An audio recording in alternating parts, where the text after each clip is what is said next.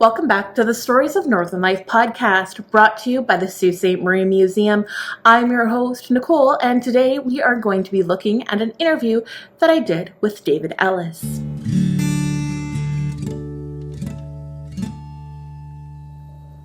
So as I said, we are going to be looking at an interview that I did with David Ellis. This was a really amazing interview, and we ended up talking for a really long time. So I'm actually going to be dividing this into two parts. The first part today, we are going to be looking at his early life, his lead up to becoming an architect, and also his love of cycling. So let's get into the interview.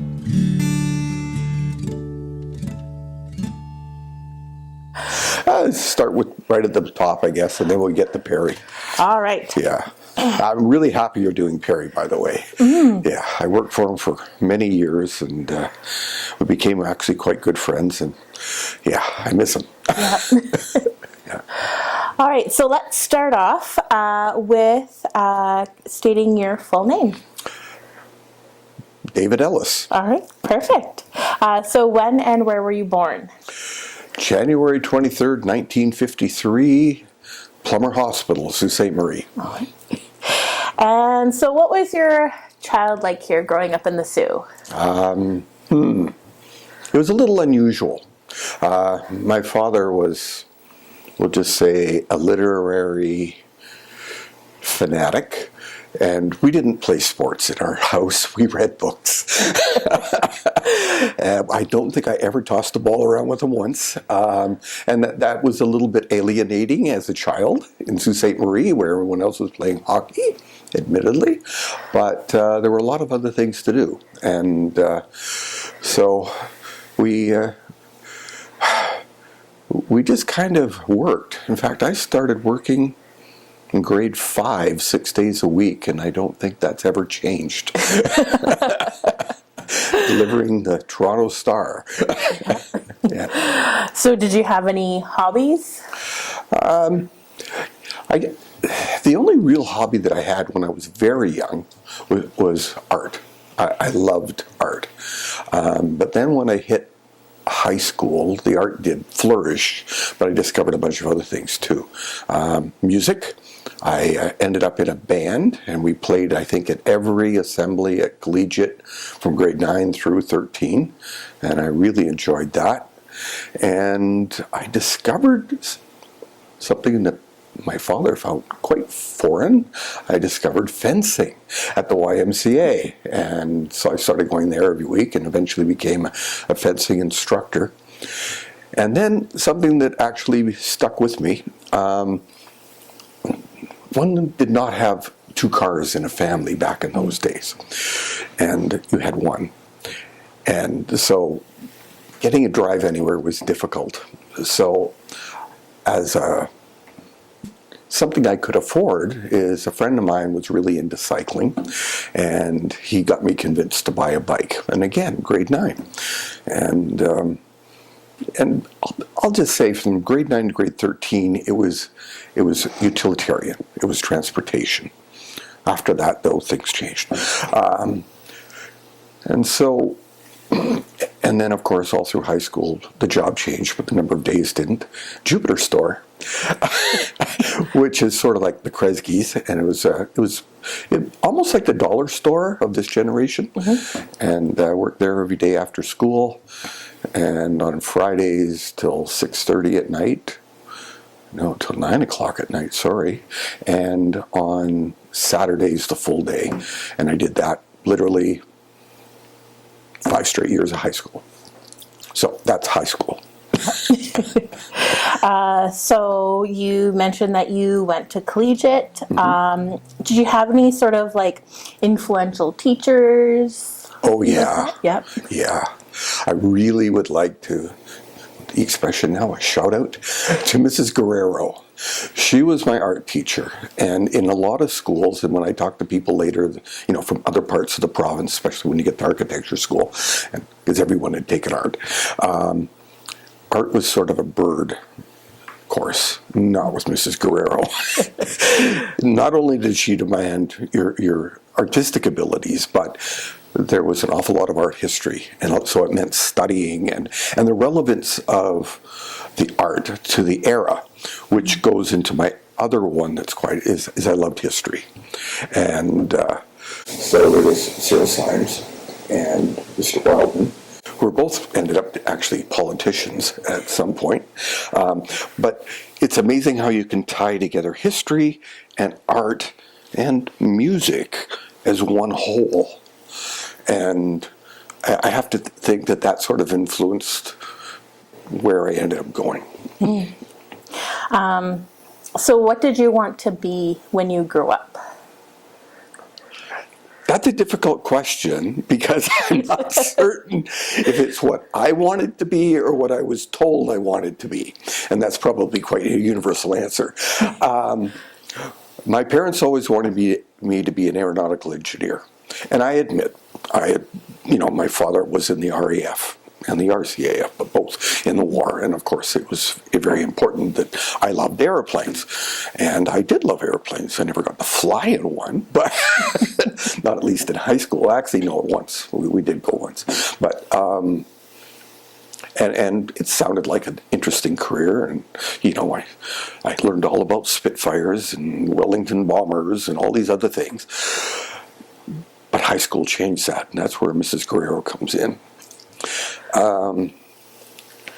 Well, actually, one other person, and he's still around, and he probably doesn't even know aware of this.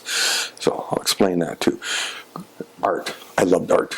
And from art, that begat photography. And so art and photography, I ended up on the yearbook as the photographer, which worked out really well because I didn't attend hardly any classes in grade 12 and 13. I always managed to get out of them because I had to take a picture of the volleyball team or something. I made my own schedule, so it worked out really well. But I love the art part, but I was taking an urban geography with Mr. Hamner. And Mr. Hammer, I only had him the 1 year. And when I combined an assignment that he gave us, we were divided up into a bunch of little groups, and we were looking at the west end of town, and there was a big catchphrase back then. It was called urban renewal, and it was in order to, fix up and whatever parts of the town that were getting old and whatever.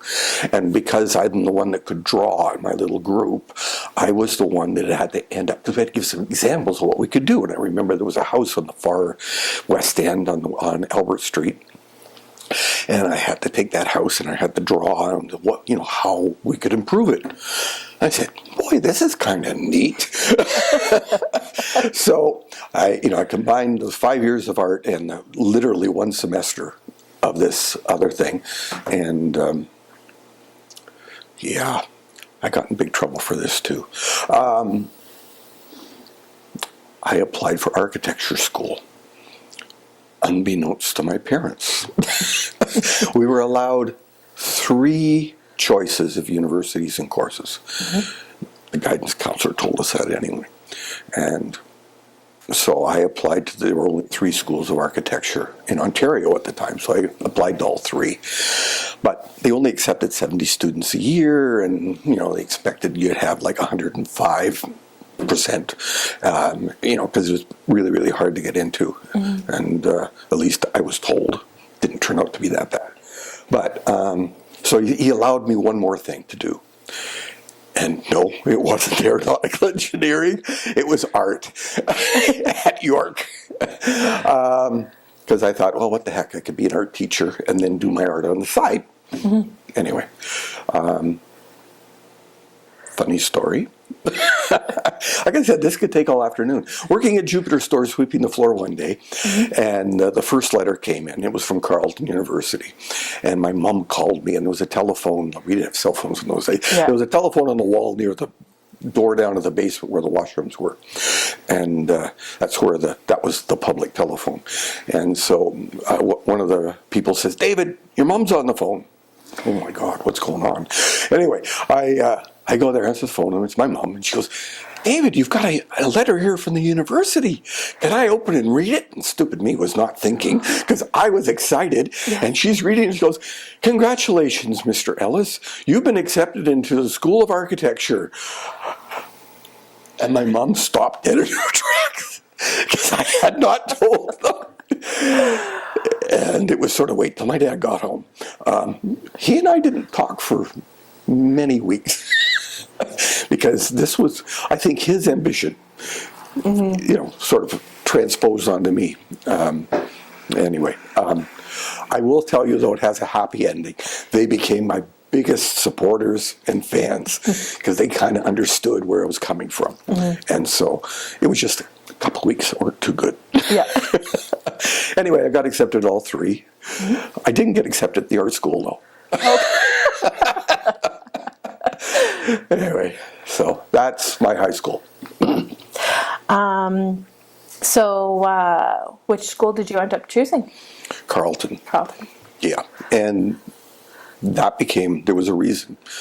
There was a fencing club at Carleton, but also they had lots and lots of bicycle paths.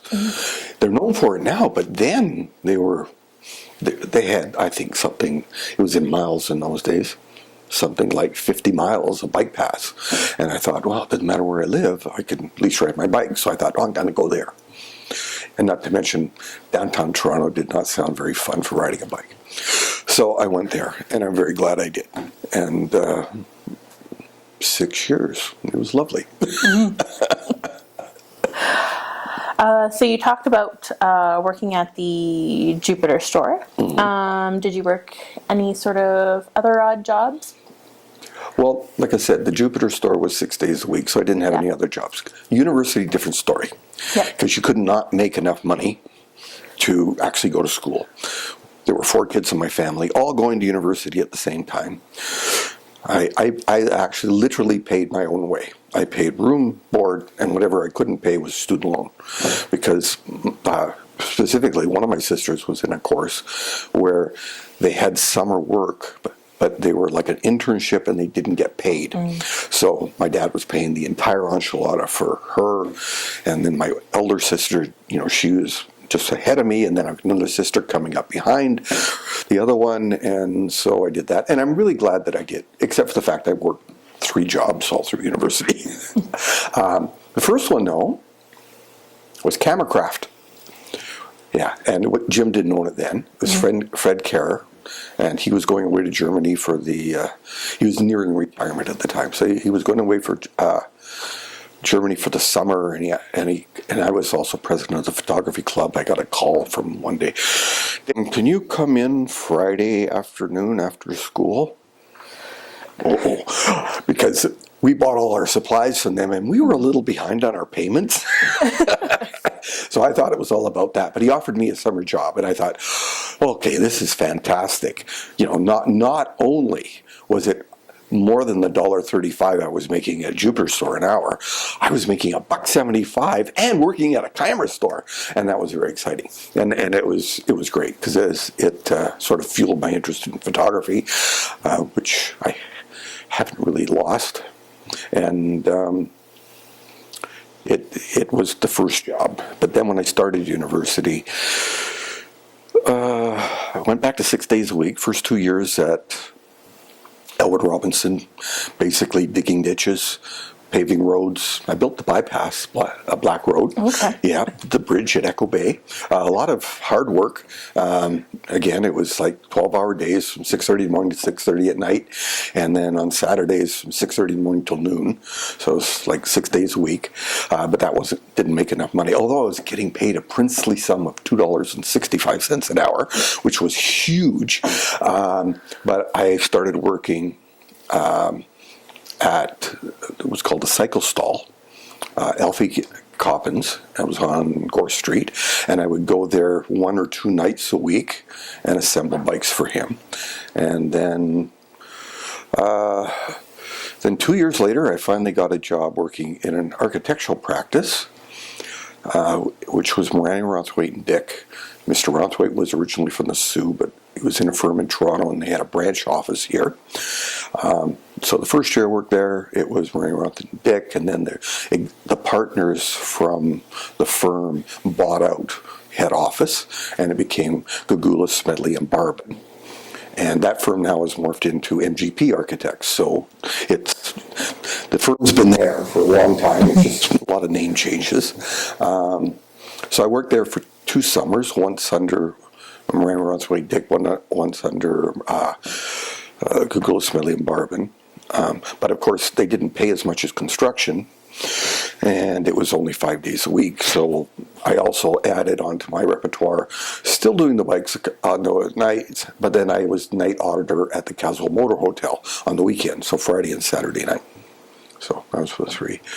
And then the last year, I couldn't get a job back at that firm because they just finished hiring a fellow that became one of the founding partners of the current MGP.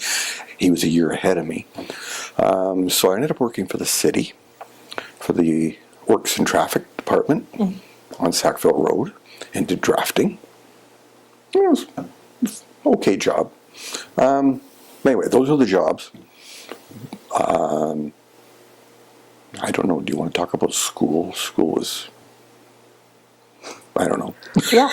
Well, so aside from sort of like the architectural courses, did you have any sort of fun electives that you got to choose? Oh, no. The first year of university in those days, there was a thing called the Architects Act of 1983, which was long after me. Up until that time, architects could design buildings, and so could engineers. Mm-hmm. And the problem is that we fought each other as professions. And eventually that was resolved, where architects design buildings and engineers do engineering. That was settled, but that was years later. So it was a school of architecture, but it was within the engineering department. And in fact, for the first 3 years, we took every course the engineers took in the engineering building with the engineers and their profs. But then they threw an extra 12 to 15 hours of classes on every week to do the architecture for the first 3 years. Then in the 4th year, the engineers went off and did 1 more year, and then a year of basically be an intern, and then they get their little pinky ring. Mm-hmm. And then we went off to do 3 years of architecture, and then 3.5 years of internship, and then a set of killer exams. And then if you pass those, then you were an architect. So by the time the smoke cleared, it was like double. Mm-hmm. But the problem was we spent so much time in those days doing engineering, and I used it for the first couple of years of being an architect, and then I couldn't do it anymore. And I conveniently lost all that expertise. And because we can't do engineering, we have to hire them anyway. Mm-hmm. And so it works out very nicely. We all work together. It's very collaborative. And I don't have to work out the size of a pipe or a wire anymore. Yeah. So it was different. It was a lot of hours. Mm-hmm. Architecture building was the only one on campus open 24 hours a day because it was full 24 hours a day. Mm-hmm. You averaged 2 all-nighters a week at least. Near the end, several. We didn't have a social life. I always said, I drank 2 cases of beer over 6 years. The engineers, I still remember the first time moving in there, in the residence, they had bathtubs full of ice and full of beer because they partied every weekend. And going, this is going to be great. Didn't ever attend any. Anyway. So you probably didn't really get to do your fencing either? No. Well, that was the thing. Okay, let's talk about that. There was fencing and there was cycling.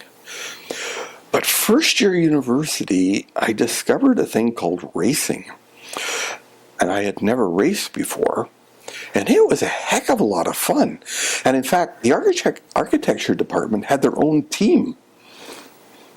We didn't have our own fencing team, but we had whatever. So with the number of hours that we were doing classes, it was about 53, 54 hours of classes a week. Mm-hmm. And plus the homework and all the rest of it. It was just killer.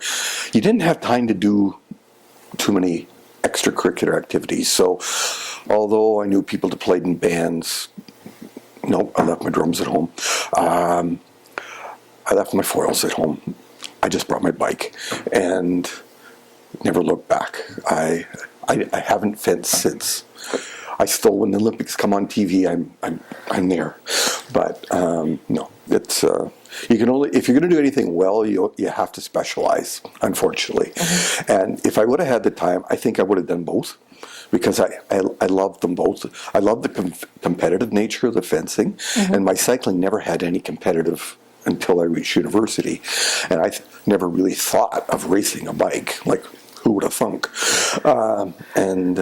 So I ended up racing, and I had chosen the right school for that because the headquarters for the Canadian Cycling Association happened to be in Ottawa.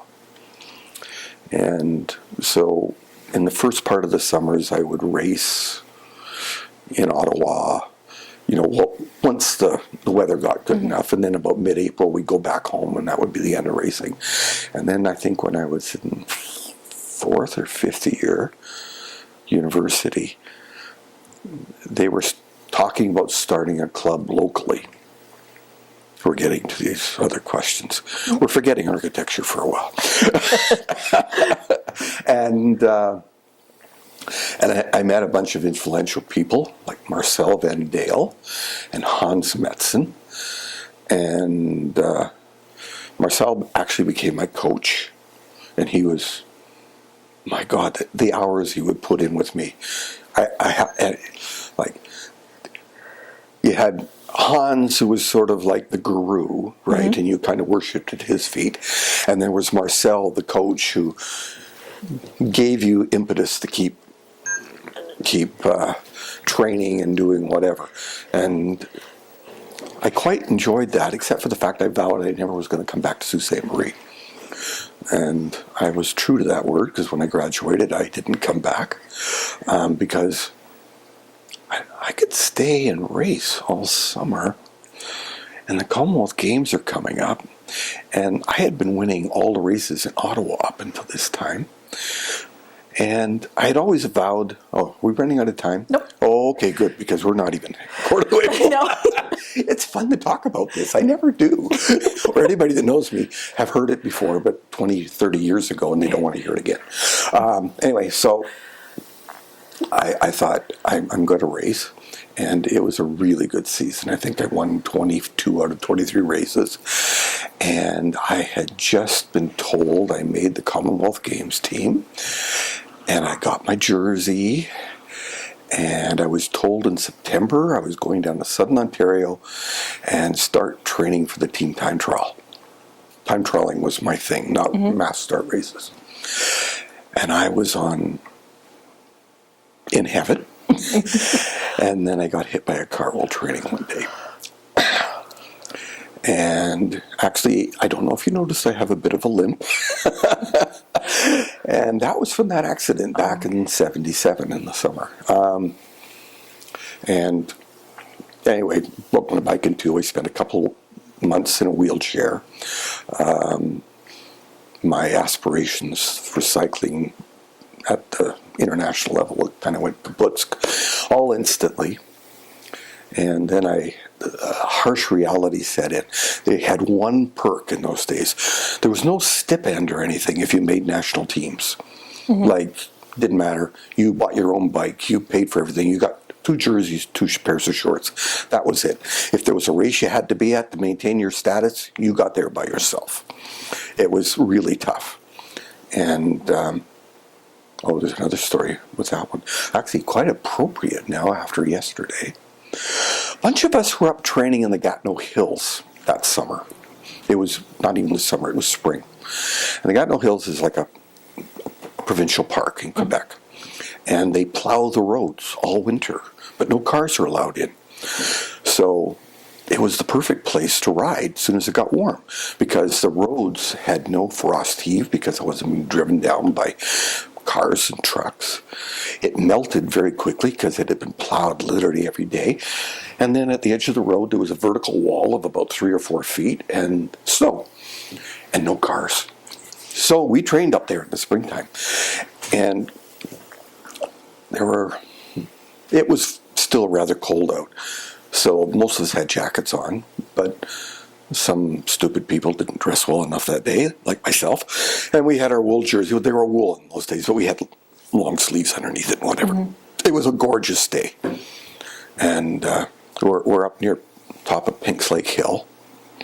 And you won't know where that is, but anyway, it's a rather famous high spot in there. And we heard a car coming from behind. And it was not just a car, it was like shifting gears. Someone really driving with enthusiasm will say, what the heck is a car doing up here? Like the only thing that would ever be up there would be snowplows. And it wasn't snowing that day, so we wouldn't see one, and we couldn't believe it. And all of a sudden, this gull-wing Mercedes comes flying by us, goes around the corner, and then we hear bump, bump, bump, bump, bump, bump, and stop. We go around the corner, and there's this jaunty-looking guy leaning against his car, and we stopped. It was Pierre Elliott Trudeau. And he said, I'm so proud of you guys. You know, I recognize you guys don't get any support, not like the Americans. They're right. We go to a race, sleep in a tent. They'd be staying at the best hotel, and they'd show up in a Corvette. We would rent a car with 5 of us in it and our bikes, and you know, it just like night and day. And and it was so amazing how knowledgeable he was about this and sympathetic. Anyway, that was sort of really kind of cool. And we were just sitting there in awe, but freezing to death, because when you're cycling, you're kind of sweating and you're wet. Yeah. The last thing you want to do is stop when there's still snow on the ground. And we were sitting there like this, but going, this can't end, please. We're talking to the Prime Minister. Anyway, whatever. That was the high point. The low point was, back to my story, the one thing that we did get was our student loans were put on hold until after we were there. Okay. But since I was suddenly gone, my student loan had been put off for 5 months, but it was now due. I just assumed I paid the monthly amount. No, all 5 months and then this month, 6 months. I was still on crutches before I could start. I was going around, because you didn't have internet. Yep. I was going around to all the offices in town, giving them letters, trying to get a job, but it was fruitless because they had just changed the way the government worked and moved all the offices from Ottawa to Hull, Quebec. And there was no reciprocity. And again, as I say, quite appropriate for now. There was no trade between provinces. So all the firms in Quebec all of a sudden became busy. All the firms in Ontario, it was dead because most of them did government work. The biggest firm in town was Murray & Murray, and they had 37 people or 27 people. I don't know. It was considered huge at the time. And when I went there was Murray and a secretary. That was it. Wow. There was no jobs. And this is leading into the story how I got back to Sault Ste. Marie. If you're wondering why I'm talking about this. So, Sault Ste. Marie, I went home for Christmas. This time, by that time, I was no longer on crutches. But I was told in the hospital I would never ride my bike again, let alone race. But that was the last I ever heard, because I didn't have a family doctor. Does that sound familiar? I think it was because I was a student, though. I did have a family doctor back in the Sault, but not in Ottawa. Yeah. And so I went to Emerge. I got both legs all in giant casts and all the rest of the stuff, and that was the end of it. There was no such thing as any physio. There was nothing. You're on your own, kid. So I went around and applied at all the firms in town. In those days, there were 6 firms. Much more than we have now, and didn't get offered a job, so I went back. But the day I got home, I get a phone call from Perry Short. This is leading into Perry Short. Perry Short says, I got some work going. I can't guarantee how long it's going to be for. Would you consider a 3-month contract position? Yes, please. And I hopped on a bus and went back to the Sault for 3 months. That was in January 1978. I haven't been I've been back to Ottawa maybe 3 times since, but yeah, that was the end of my Ottawa thing. Well, mainly, I think had it had not been for that accident, I probably wouldn't have been looking for a job, number one. But also, I wouldn't have been looking, I would have still been riding my bike. So why would I come back here? But I'm really glad I did. I told you about Marcel and Hans. Well, the year before, they finally started a local club. And I, of course, was a poor student, and my bike was literally folded in half from the car accident. And I had met some friends in the science workshop at Carleton, where I built my first bicycle frame. And it was a track frame, so it wasn't any use for me. That way we would go to get on the bus and go to Montreal and ride the Olympic Velodrome on weekends, when we did have a weekend off. But anyway, and so the only road bike I had was it was folded, like you see, you fold up, just like that, just bigger. So we took the tubes apart and stuck the tubes back together. And I bought just two new tubes, and a lug that got destroyed while disassembling the frame. Rebuilt the frame, but I really didn't care because I'm not going to be able to ride it anyway. But maybe this way I could sell the bike as a whole, and it might pay for whatever. Anyway, as it turned out, I did get the job. Back to the Sioux, and Hans Metzen, he said, "I've always wanted to build bikes." Really? Yeah, and it turns out in his garage he had torches and the whole bit, and he was a machinist. So he made a jig. Like a jig is, where you could put the frame together, the tubes, and hold it in the positions to be before you, and then you take it out. Well, the jig is the hardest part, because I didn't have a jig when I built the first frame, and it was actually a bit crooked in my first frame. We fixed that, actually, Hans and I. But that started a big hobby for me. So together we built 150 frames. We had frames that went to the Olympics. I didn't get there. We had frames that went to the World Championships. Went to my best buddy who was studying at Les Beaux-Arts in the Sorbonne in Paris, and who I used to race with in Ottawa when he lived there, and Marc Bourrieux. And then we built bikes for the up-and-coming racers. We built a racing wheelchair for someone, which I thought was the coolest project we ever did. We built a couple of tandems, built some touring bikes, some cargo bikes, a little bit of everything. It was just fun. And the whole idea of that was not... have you ever heard of the book Zen and the Art of Motorcycle Maintenance? Nope. No. It was a really big book in the 1970s. And it wasn't about motorcycle maintenance. It was the Zen of it, of, letting everything escape and getting at your inner mind and using it to relax and clear your head and whatever. That's what nights at Hans's garage were. We would have CBC radio playing in the background and just talked and filed and cut and filed some more, or brazed or whatever, for hours on end. And it got to the point it was 5 nights a week. And it was, and his wife would come out, usually after about an hour and a half. Cup of tea? And we'd go in and have a nice, because it was cold in that garage in the winter time, a nice cup of tea and some honey in it and whatever, and some of her wonderful German cooking. And it was lovely. It was absolutely lovely. And so we probably would still be building bike frames, even though steel frames became passé, when all the carbon fiber and all this other stuff. But there's a resurgence in them, because of old farts like me that want to ride a bike that feels like what it did, and handmade. Carbon fibers are made in giant factories, normally in Asia. Doesn't matter what the name of it is, it's still made in the same factories over in Asia. And so, but unfortunately Hans passed away in 2010. And I still have a couple sets of tubes that are rusting up right now that are all cut and ready to be put together, but never will. And I miss that guy.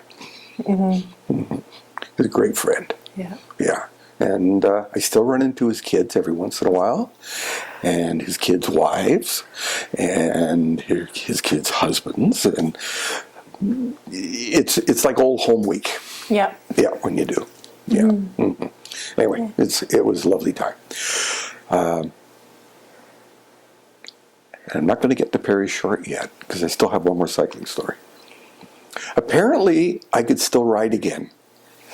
Because it was like I hadn't ridden since the summer, and then moved in January, and I had built the bike up again, and then Hans and I ended up building the first bikes there, one for him, one for me, and I built it like a touring bike.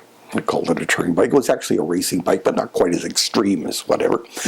And of course, since I built it, I had to ride on it, because I'm thinking, I'm feeling okay. What do you mean I'll never ride a bike again? I don't know. Anyway, I rode my bike.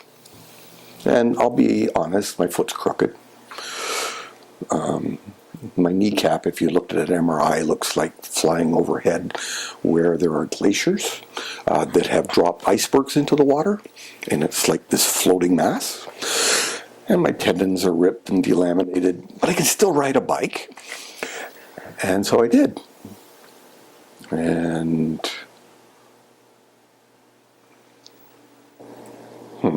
I don't want to get into too much detail. Let's just say I won a couple of provincial championships, club champion for 6 or 7 straight years, became the coach, then got into the administrative stuff, became the president of the Ontario Cycling Association, was on the board of directors of the Canadian Cycling Association, became a certified coach. I've never let cycling go. I never was at the level I was back in Ottawa, but it stayed with me, and I'm so glad it did. Because it fostered friends, and my friends today are mostly people that I met through cycling in the Sault. The club now has 750 members, the local club. It's doing really well. I'm not a member anymore. I don't know anybody. They're all young kids. I'm in my 70s. There's not a lot of us around, but there are a few. And I'm really glad, because it kind of shaped my life more than architecture did. I'm serious. It really did. And and in fact, a couple of years ago, I went down and I was worked anti-doping for a World Cup track event, and which was a volunteer job, which was great fun. I still remember I got to look after the guy that won the gold medal in the sprint at the Worlds, and he has since become a superhero. But this was his first major win, and I remember standing beside him, and he was on his phone phoning back to Holland to tell his family, and it's just wonderful little moments like that. Like he was crying. I cried him out. It was so good. Yeah, I haven't seen him since, but I've been following his career. It was a few years ago, and yeah. Cycling's good, but let's get off it, because I'm going to get too emotional. Okay. The trouble is, I'm going to do that when I get to Perry, too. Yeah. So you came back here and you started working as an architect. What was it like, sort of, when you first started? Like, what were your what was the stuff you were doing? It's quite a bit different than it is now, which is another story, which is why Perry retired. As I mentioned before, we would do our own engineering as well. So basically, on smaller jobs, I would do all the electrical engineering. Perry would do all the HVAC, the heating, ventilation, air conditioning, and we would sort of share the structural engineering part. On bigger projects, then we would actually hire an engineer. But for the smaller ones, we would do our own. And of course, we drew by hand. And Perry's office, we didn't even have drawing boards. All of his drawing boards were an old door, propped up on 2 little, whatever he had, whether they're all different, Yep. and then a couple bricks to tilt it a little bit, and then this sort of green linoleum over top of it, and then a parallel rule on top of that, and so they weren't adjustable. Perry's always had coffee stains on his drawings or on his tie, and like I said, we didn't have proper equipment. There were no computers. There was nothing. There was a radio playing in the background. We were in the basement of the little place on Albert Street. The ceiling height was 6'4". Luckily, I am not that tall. and there was one little window. Yep. Luckily, though, up on the upper floor was where our blueprinter was. And so when you got to go upstairs to make a blueprint, at least you had a window, except for the fact in those days, blueprinters ran off of ammonia. Perry had lost his sense of smell from the ammonia, like totally lost it. We were all on the cusp of that, because every once in a while, like when you're changing whatever, you get this, like it's pure. It's not like the ammonia that you get in your washing stuff. It's pure. Yeah. And it'll knock you over. It was terrible. But there was wonderful camaraderie. There were a bunch of guys there that had worked there for years, and there was a young guy, Rick T-Bear. He started about a week after myself. He was a tech, like a draftsperson, and we became really good friends. Unfortunately, he's left town now. But and there were other people that worked there, like Jerry Porter. I don't know if you knew him, but he was a builder here for a while. He passed away a few years ago, and there were a lot of kind of people that were the stalwarts. I was the kid, right? Because there weren't any kids. Like, people from Sault Ste. Marie weren't going to architecture school and then filling up the thing. Like, I was the second kid in 2 years, and then the next kid was probably 20 years after me. Like, that's how it changed. We worked on a lot of fun projects, though. Because one of the questions, what are your first project? There's no such thing as working on a project in an architect's office. You're running 20 or so at a time, and they're all in different stages. You might be doing a proposal to try to get a job, and like it takes a week to write a proposal, so it's pretty significant. You may be doing drafting for a project that's under design or into working drawings, or you may be inspecting a project under construction. You know, they're all at different stages. Bigger projects have about 5-year span. And so there's a lot of overlap. So there's not one project, you know, like you didn't get hired and saying you're working on this. In big firms in Toronto, that's the way it works. And that's why I'm really glad I went back to Sault Ste. Marie, because you're always doing something different all the time. And so you never got bored. But the neat thing about it is you're learning about it. So if you're designing a school, you're learning about designing a school about education. If you're designing the Hockey Hall of Fame, I know nothing about hockey, but I got that job. Don't ask me how. So I learned all about hockey, and actually, that's cool. I can tell you what's the difference between the real Stanley Cup and the fake one that play most of the time. Although I've been told that if I tell anybody else, I will die. Mind you, they say that to everybody that I know knows the secret. But anyway, and so it keeps you interested, because you're always doing a different type of building, and it's really cool. So my first year, I actually printed out our job list. Our typical job list now go to like 108 a year, 110. So in 1978, it went to 25. And in 79, it went to 28. So there's a big difference. But life was slower and easier back then. So anyway, first job, Algoma Music Camp, Morgan's Clothing Store, which is the one on the corner of Second Line where you go up to Core Collegiate. It's kind of a group health center, computer-related alterations. I remember he did that. Perry didn't know what a computer was. Fourth job of Mice and Men. Perry put his theatrical set designs in the job list, because those are jobs he did. Then the Group Health Center Optometry Department, the Indian Friendship Center, the Bellevue Park washrooms, a cottage, I'm not going to name personal stuff, or a house, then the Group Health Center Dental Lab, the Women in Crisis Center, another residence, the Junk Connection on People's Road, I can't remember that, Victor White's in Wawa, the Federal Building in Chapleau, another residence, St. Croix Church, Suit Domestic Improvements, Perry's Follies, So those are things and favors he would do for his friends, like a cottage or whatever. And it may be related to some set design, but not like a full one. So that's why the big ones, like my Mice and Man, gets its own. Merritt's Pharmacy in the Group Health Center, the Group Health Center Dentistry Extension, the Old Stone House Kitchen. Oh, I love that one.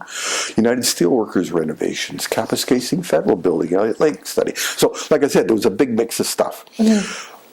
But, so first projects, the ones I remember the most would be Group Health Center. We would do 6 or 7 projects every year. When I started, they had just built, Perry had just built the West Wing, and it was empty. And the basement of the original building was empty, and they had ping pong tables set up for staff and stuff down there. And I met a wonderful man by the name of Fred Griffith. Fred Griffith was the CEO there. And it got to the point every Thursday I would bring my bag lunch and we would sit in his office and eat our lunches together, and he would talk about his vision for the Group Health Center. Again, the people you meet along the way, this guy was, I could see why at the time it was considered the most innovative, the best private health clinic in the country. It really was. And I think it had to do a lot with its leadership. And Fred was absolutely amazing. And he introduced me to another good friend. One day at lunch, he says, "By the way, Dave, I just hired somebody you might be interested in meeting." "Oh, yeah. He's a physiotherapist." "I think you know who this is." And he goes, "Oh, cool. When's he start?" "Well, he's riding his bike up here. It's going to take him about a week." And I go, "My kind of guy." And he said, "That's what I thought you'd say." And that was Andre Riopel. Yeah. Yeah. And we've been fast friends ever since, too. And I thank Fred for introducing me. Like, it's the people you meet along the way, right? It's lovely. That's the nice thing you can say when you're ancient like I am. It's the people you meet along the way. Yeah. So anyway, so the Group Health Center was a big one. I really, really, really enjoyed doing that. And this is, again, I'm only going to mention this one because it refers to some future questions. Perry had designed a lot of the original restoration work at the Old Stone House. And we had got the job to build a replica of a summer kitchen, which they knew existed, but there was no documentation on it whatsoever. So I got to study about what summer kitchens were all about. I remember going to Thayer Lumber and picking out the wood for the floor because I needed floorboards that were like 24 inches wide. Yeah. Like you can't get, that was the only place in town even then you could get stuff like that. So learning all this history, it was just, remember I said about how history ties into everything. So learning about that, and Perry was in LACAC, and we'll talk about when we get the Perry part, but that's where I got my first taste of that, first year. Okay, so that was my first project. That was another one of your questions. But what was sort of more of like your first one that you more so had like the lead on? Well, actually, that one was the Old Stone House, the addition. I was the lead. Perry, very, very gracious. He had done the original one. He said, "David, you're basically doing that," and so that's where I got my thing, and that was my first project lead. I won't say that was my pivotal first project, because the first project, a major project, was the Offrey building on Queen Street, and that led to my entire rest of my career path. But that one was really cool. Did you know you can get unlimited admission to the Sault Ste. Marie Museum for a whole year for just $15? Yep, that's right, and there's more perks to that too. Go to Sault Museum, that's SAULT, museum.ca, under Visit, and learn more about our membership options. And if you're a business, corporate or nonprofit, we have plans for you too. Reach out to us by emailing info@saultmuseum.ca with any inquiries. Hey, thanks for sticking to the end of the video. I'm going to be bringing you a new series where I read quotes that people have written about the Sioux.